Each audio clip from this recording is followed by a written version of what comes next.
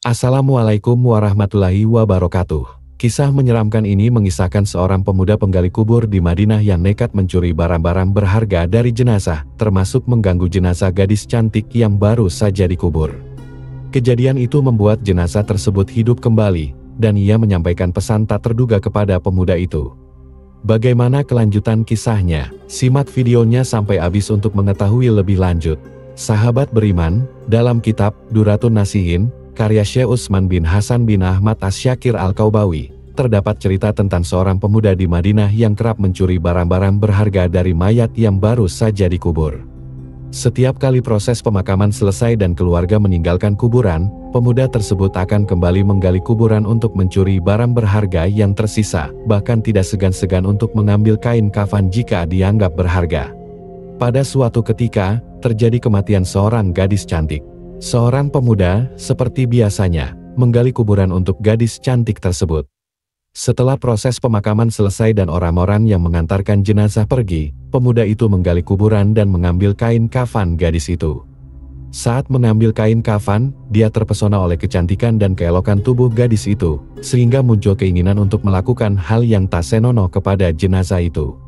Akhirnya, godaan itu membuatnya melakukan perbuatan yang tak terpuji. Namun, setelah melakukan perbuatan itu, dia merasa penuh penyesalan dan kegelisahan. Rasa bersalah selalu menghantuinya. Akhirnya, dia memutuskan untuk mendatangi masjid di Madinah untuk menghadap Rasulullah Shallallahu Alaihi Wasallam. Di sana, dia bertemu dengan Sayyidina Umar bin Khattab. Setelah dia mengucapkan salam kepada Sayyidina Umar, dia bertanya dengan penuh rasa takut. "Wahai Sayyidina Umar, apa pendapatmu jika ada orang yang berzina?" Sayyidina Umar menjawab, "Jika dia sudah menikah, dia dihukum rajam sampai mati. Jika belum pernah menikah, dia akan dicambuk 100 kali dan diusir dari kampung selama 1 tahun." Lalu pemuda itu bertanya lagi, "Bagaimana jika seseorang itu menzinahi jenazah dan orang itu belum menikah?" Mendengar pertanyaan sang pemuda itu, Sayyidina Umar pun terdiam sejenak. Kemudian Sayyidina Umar berkata lagi, "Sungguh keterlaluan, aku tidak bisa membayangkan seberapa besar dosanya. Siapa gerangan yang melakukan dosa keji seperti itu?" Dengan penuh rasa takut, pemuda itu menjawab, "Aku sendiri, wahai Umar. Apakah Allah masih mau mengampuni perbuatanku ini?" Sayyidina Umar terdiam lagi, lalu masuk ke dalam masjid dan menangis. Rasulullah yang berada di dalam masjid pun heran terhadap Umar karena melihat kondisinya yang seperti itu. Setelah mengucapkan salam, Rasulullah bertanya kepada Umar, "Apa yang membuat engkau bersedih seperti itu, wahai Umar?" Maka Sayyidina Umar menjawab, "Wahai Rasulullah, di luar sana aku bertemu seorang pemuda yang membuatku merinding, dan dia ingin bertobat dari dosanya." Kemudian Rasulullah Shallallahu Alaihi Wasallam memerintahkan Sayyidina Umar bin Khattab untuk mengajak pemuda tersebut ke hadapannya.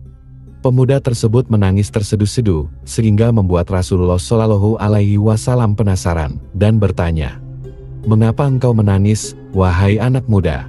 Kemudian, pemuda itu menjawab dengan gemetar, "Aku memiliki begitu banyak dosa. Aku takut Allah akan murka padaku." "Ya Rasulullah." Rasulullah Shallallahu Alaihi Wasallam kemudian bertanya, "Apakah engkau telah melakukan perbuatan syirik atau membunuh orang yang tak bersalah?" Pemuda itu menjawab dengan tegas, "Tidak, ya Rasulullah. Aku tidak pernah melakukan kedua hal itu."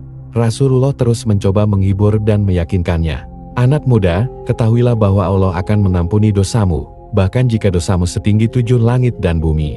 Apakah dosamu sebesar arasy Allah?" Pemuda itu, sambil menangis, menjawab, "Aku pikir dosaku lebih besar dari itu, ya Rasulullah." Rasulullah bertanya lagi, "Apakah sebesar arsy?" Dengan penuh penyesalan, pemuda itu menjawab, "Aku kira dosaku lebih besar dari itu, ya Rasulullah." Kemudian Rasulullah bertanya lagi, "Jadi, apa sebenarnya dosa yang telah engkau lakukan? Katakanlah padaku." Pemuda itu merasa malu untuk mengungkapkannya. "Aku sungguh malu mengakui itu kepadamu, ya Rasulullah." Rasulullah berkata dengan lembut, "Jika engkau tidak mengatakannya, dosa itu akan tetap menjadi beban bagi jiwamu." Pemuda itu pun akhirnya mengumpulkan keberanian untuk menceritakan dosanya kepada Rasulullah. "Selama 7 tahun, aku bekerja sebagai penggali kubur. Namun suatu hari, ada seorang gadis Ansar yang meninggal, sangat cantik. Tanpa sepengetahuan siapapun, aku kembali menggali kuburnya dan membuka kain kafannya. Awalnya, aku ingin meninggalkannya, tetapi hawa nafsu menguasai diriku. Akhirnya, aku menuruti hawa nafsu itu. Setelah itu, aku meninggalkannya begitu saja.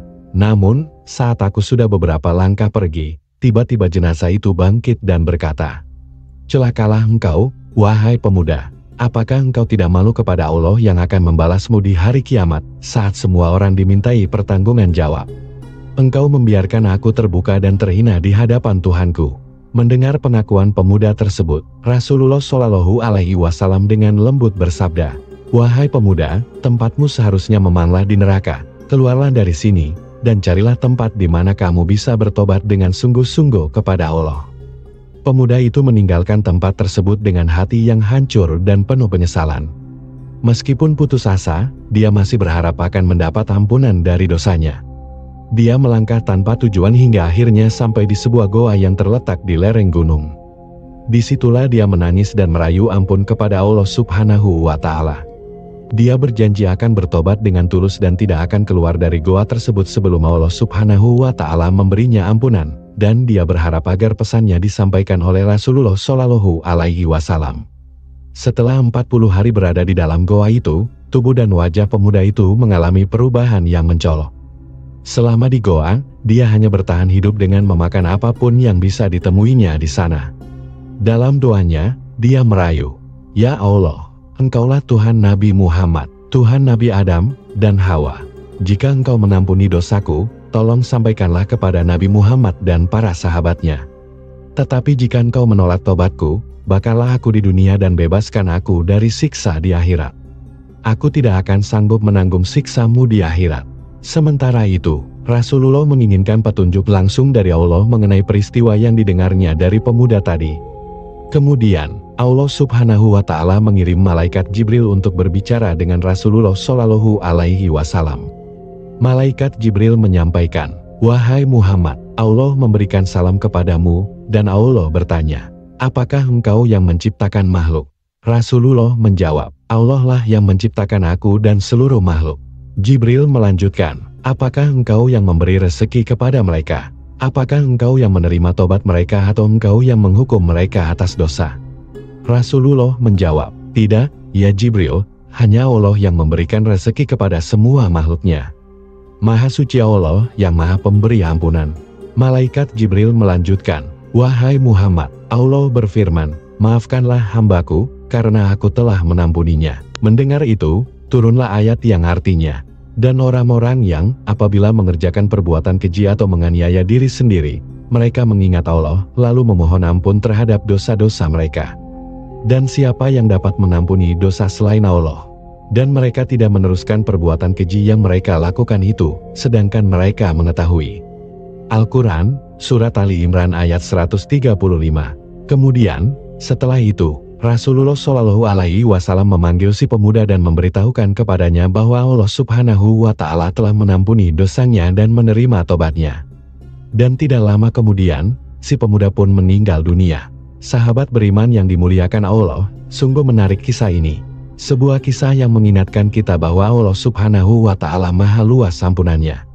Seberapapun besar dan banyaknya dosa yang dilakukan hambanya, namun ketika hamba tersebut benar-benar bertaubat atas dosa yang telah dilakukannya, maka Allah pasti mengampuninya. Semoga Allah Subhanahu wa Ta'ala mengampuni semua dosa-dosa yang telah kita perbuat. Dan semoga Allah memberikan kekuatan kepada kita agar istiqomah dalam mentaati semua perintahnya dan menjauhi segala larangannya. Demikian pembahasan kali ini, semoga bisa bermanfaat untuk kita semua. Amin ya Rabbal Alamin. Jika kamu memiliki pendapat terkait pembahasan kali ini, tulis pendapat kamu di kolom komentar di bawah ya. Terima kasih telah menonton video ini. Jika kamu menyukai konten ini, jangan lupa untuk like, share, dan subscribe ya. Terima kasih dan sampai jumpa dalam video berikutnya.